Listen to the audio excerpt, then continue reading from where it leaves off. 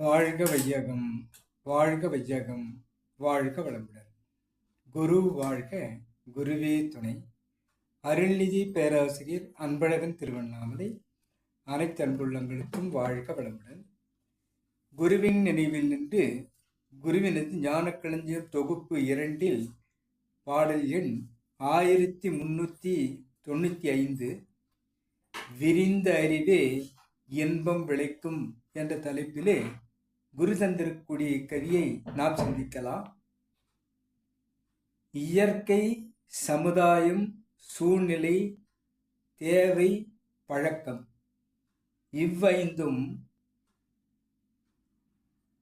இவ்வைந்து கோணத்தில் இயங்குகின்ற மனிதன் இயற்கை சமுதாயம் 2 உணர்ந்தும் மதித்தும் எஞ்சிய 3 சீராய் இணைத்தாற்ற இன்பம் பயக்கும்.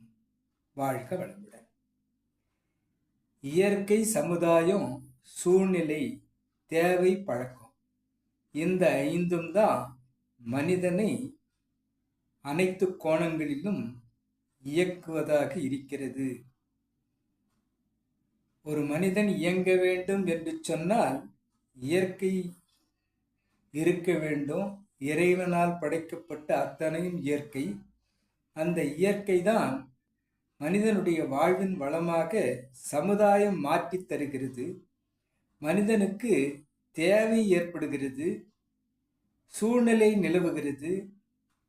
இதை பொறுத்து அவன் வாழ்வதற்காக ஆக்கப்பூர்வமாக அந்த இயற்கையிலிருந்து அனைத்தையும் எடுத்து வாழ்வின் வளமாக மாற்று அந்த சமுதாயம் மாற்றி மனிதனை வாழ வைக்கிறது. அதுவே பழக்கமாகி போகிறது.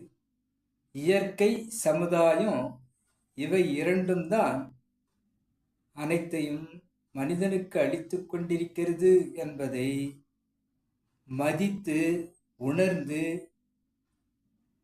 சமுதாயத்தையும் இயற்கையும் மதித்தும் உணர்ந்தும் மனிதன் வாழ வேண்டும். மற்ற 3ஆக இருக்கக்கூடிய சூழ்நிலை, தேவை, பழக்கம் இவைகள் மனிதனுக்கு சீராக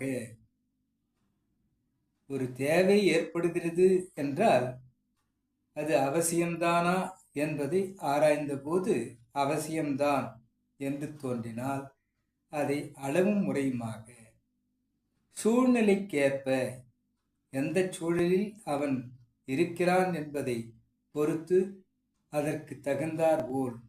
இதைத்தான் கிராமத்தில் விரலுக்கு தகுந்த வீக்கம் என்று கூறுவார்கள்.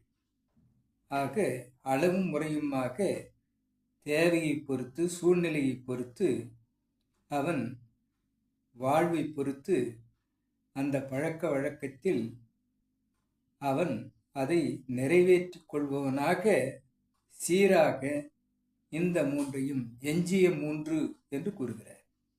பழக்கம்தான். ஆனால் தேவை எந்த அளவிற்கு இருக்கிறதோ அந்த அளவிற்கு அவன் துய்ப்பவனாக, சூழ்நிலைக்கு தகுந்தவாறு துய்ப்பவனாக தன்னை மாற்றிக்கொண்டால் அவனுக்கு எப்போதும் இன்பம்தான் இருக்கும். இதுதான் அறிவின் விரிவு. விவேகமாக, அறிவார்த்தமாக அவன் இயங்கும் போது எப்போதும் அவனுக்கு இன்பம் விளைவிப்பதாக இயற்கையும் சமுதாயம் அவனுக்கு கை கொடுக்கும் என்பதை விரிந்த அறிவே இன்பம் விளைக்கும் என்று குரு அவர்கள் மனித குலத்திற்கு வழங்கும் அறிவுரையாக இந்த செய்யுள் அமைந்திருக்கிறது. இந்த கவிதந்த குருவிற்கும் இதுகாரும் செவிமடுத்த அனைத்து அன்பு உள்ளங்களுக்கும் என்னுள் இவ்விளக்கத்தை தந்து கொண்டிருந்த இறைநிலைக்கும் நன்றி, நன்றி, நன்றி. வாழ்க வளமுடன் என வாழ்த்து நிறைவு செய்கிறேன். வாழ்க வளமுடன்.